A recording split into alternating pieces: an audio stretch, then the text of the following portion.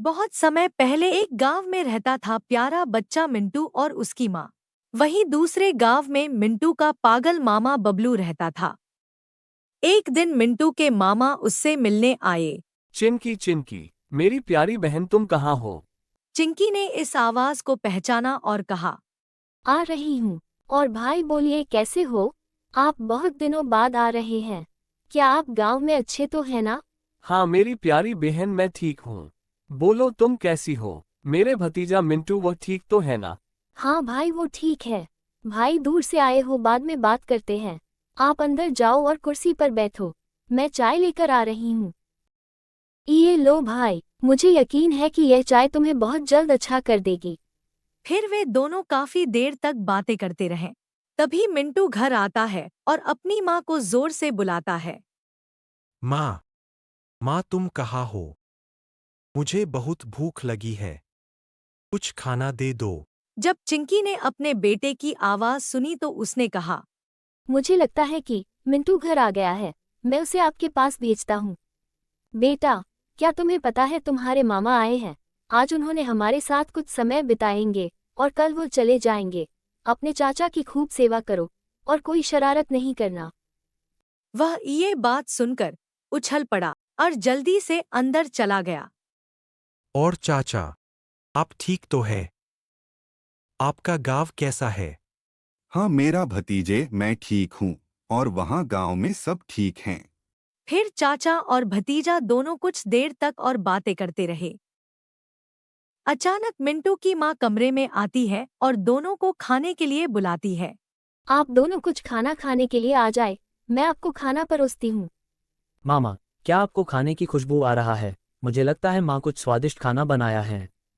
हाँ मेरे बेटे, मुझे इसकी खुशबू आ रहा है। आओ देखते हैं तुम्हारी माँ ने हमारे लिए क्या बनाया है। आओ भाई, वहाँ बैठो, मैं तुम दोनों को खाना परोसती हूँ। ये लो भाई, खाओ। और मिंटू, खाना बर्बाद मत करना मेरे बच्चे। बिल्कुल, यह अद्भुत भोजन है। मैंने इसे पहले ऐसा खाना कभी नहीं खाया। मुझे यकीन है कि तुम्हारे हाथ में कोई जादू है। सच माँ, तुम्हारे हाथ में शायद कोई जादू है। मेरी तारीफ करना बंद करो और खाना खाओ। खाना खाने के बाद दोनों घर के पीछे आकर ताज़ी हवा खाने लगे और तभी मामा ने कहा, अरे भांजे, आज तुम्हारा मामा एक बड़ा जादू दिखाएगा। मामा, क्या जादू है ये?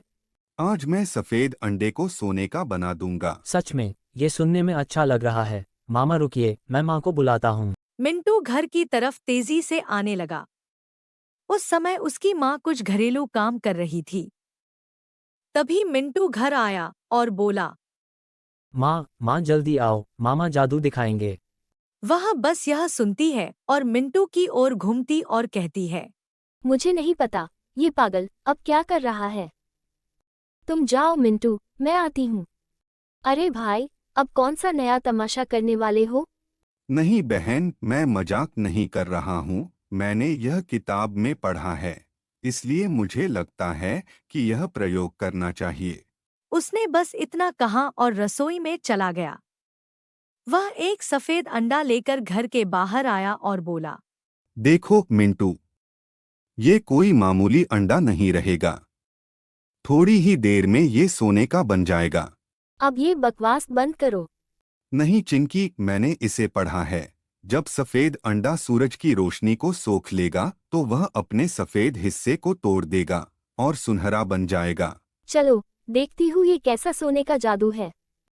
वह अंडा लेता है और सूरज की रोशनी के नीचे पत्थर पर रख देता है। मुझे लगता है कि सुनहरा अंडा तैयार है। रुको, मैं उसे अपने साथ ले आता हूँ। वह तेजी से भागा, लेकिन अंडा बहुत अधिक गर्म था और इसलिए उसे यह गर्म लगा और वह खुद को नियंत्रित नहीं कर सका और जमीन पर गिर गया।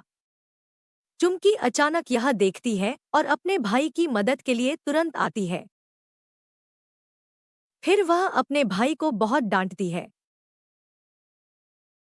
तो दोस्तों, मिंटू और उनकी माँ ने खूब हंसी मजाक किया और मामा ने ये समझा कि सोना बनाने का जादू इतना आसान नहीं।